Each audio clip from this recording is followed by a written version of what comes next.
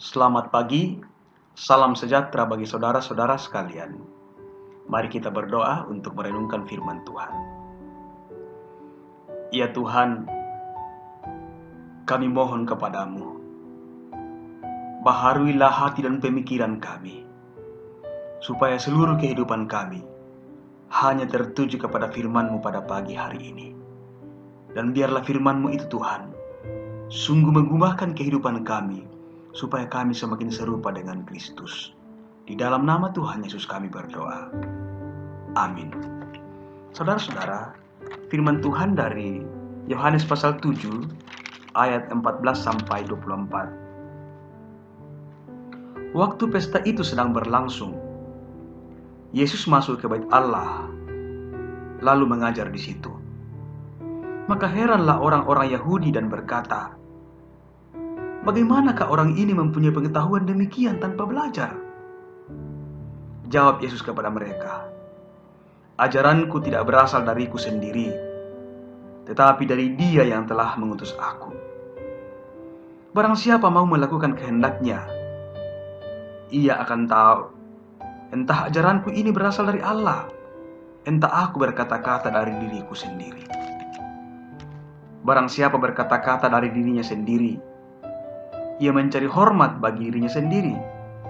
Tetapi barang siapa mencari hormat bagi Dia yang mengutusnya, ia benar dan tidak ada ketidakbenaran padanya. Bukankah Musa juga telah memberikan hukum Taurat kepadamu? Namun tidak seorang pun di antara kamu yang melakukan hukum Taurat itu. Mengapa kamu berusaha membunuh aku?" Orang banyak itu menjawab, "Engkau kerasukan setan. Siapakah yang berusaha membunuh engkau?"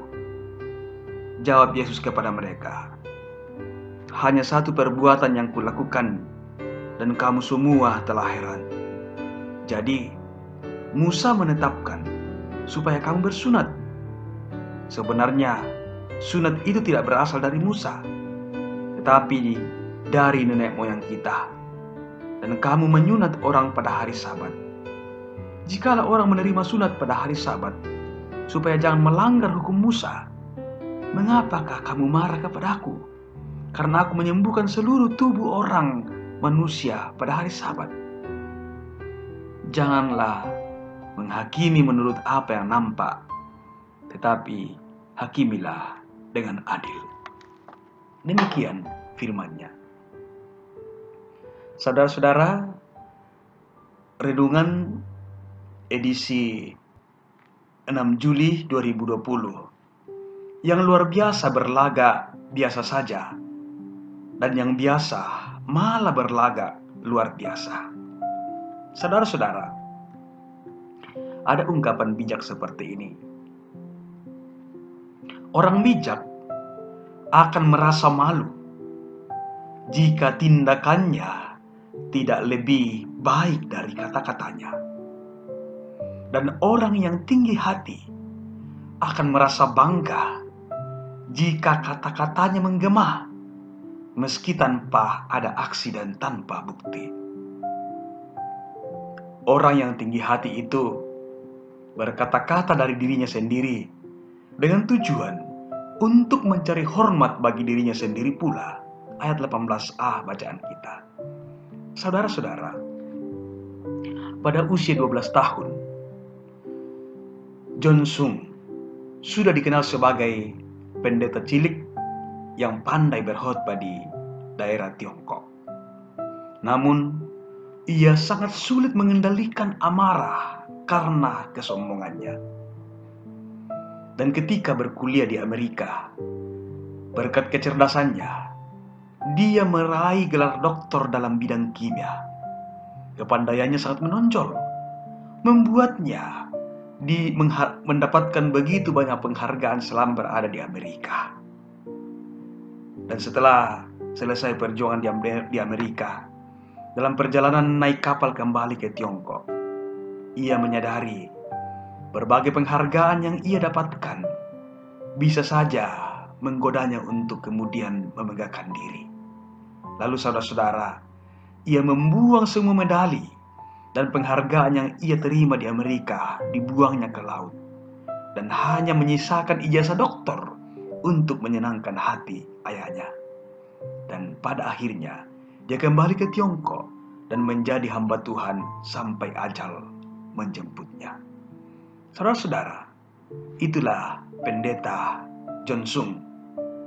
Berbeda dengan orang Yahudi pada zaman Tuhan Yesus dalam bacaan kita, yang gemar dihargai dan dipuji, bisa dibandingkan dengan Yohanes 5 ayat 44. Yesus sangat mengecam sikap ini. Ya, jelas sekali Yesus mengecam sikap ini.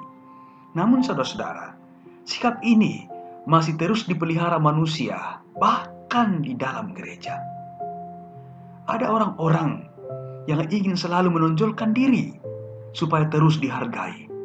Dan saudara-saudara, tipe orang seperti ini sebenarnya tidak sehat self-image-nya, dan self-esteem-nya sangat bermasalah. Orang-orang seperti ini akan condong bermasalah dengan timnya, bahkan bisa menjadi troublemaker dalam kelompoknya. Tapi kadang cara itu tidak disadarinya. Karena saudara-saudara, orang-orang seperti ini akan cenderung mempersalahkan orang lain, seperti sikap orang Yahudi dalam bacaan kita pada hari ini. Mereka dipenuhi rasa iri karena Yesus jauh lebih populer dan berkuasa dari mereka. Hati mereka pun menjadi buta akan kebenaran. Mereka tidak mau melihat kelebihan Tuhan Yesus. Terlarang untuk mengenal Yesus sebagai Sang Mesias. Sering mereka mencari-cari alasan untuk membenarkan diri. Ayat 20 bacaan kita. Cara hidup seperti ini masih terus nampak dalam kehidupan manusia sampai pada saat ini. Ada tipe orang yang cenderung membenarkan diri, dan pastinya orang seperti ini juga cenderung mempersalahkan orang lain. Saudara-saudara, dalam bacaan kita hari ini, bahkan orang Yahudi berusaha menghalangi orang lain yang ditolong Yesus untuk disembuhkan. Ayat 23. Tidak tanggung-tanggung pula mereka ingin melenyapkan dan membunuh Tuhan Yesus. Ayat 19. Yesus sangat hebat dari orang Yahudi, tapi orang Yahudi selalu merasa diri lebih hebat daripada Tuhan Yesus. Saudara, dalam realita hidup, kadang hidup seperti terbalik ya. Yang luar biasa berlagak biasa-biasa saja, dan yang biasa malah berlagak luar biasa. Ya, itu realitas dalam perjumpaan Yahudi dengan Tuhan Yesus dalam bacaan kita, dan masih terus menjamur dalam kehidupan manusia hingga kini. Saudara-saudara, kita sepatutnya belajar dari pendeta John Sung bahwa kebanggaan terhadap diri tidak boleh membuat kita lebih dihormati ketimbang Tuhan. Nakua kada toraya tak moya padanna tu umpama diongan penah. Kalau kita sungguh sadar akan nilai kekristenan kita, bila ada kesempatan berbicara, hendaknya kata-kata kita adalah kata-kata yang menyejukkan dan membangun kehidupan orang lain. Dan perilaku kita diarahkan untuk memuji dan membesarkan nama Tuhan. Cara hidup orang beriman seharusnya orang lebih mengenal Tuhan dibanding kehebatan kita. Dengan demikian, kita pun tidak akan mudah tersinggung. Kita tidak mendengki atau membenci orang lain, tapi menjadi sahabat bagi orang lain, seperti yang telah Tuhan Yesus teladankan kepada kita. Saudara-saudara, rendahkanlah hatimu serendah-rendahnya, sehingga tidak ada lagi orang yang dapat merendahkanmu. Dan janganlah kamu meninggi-ninggikan dirimu, sehingga dengan mudah orang akan merendahkanmu. Tuhan menolong kita. Haleluya. Amin. Mari kita berdoa.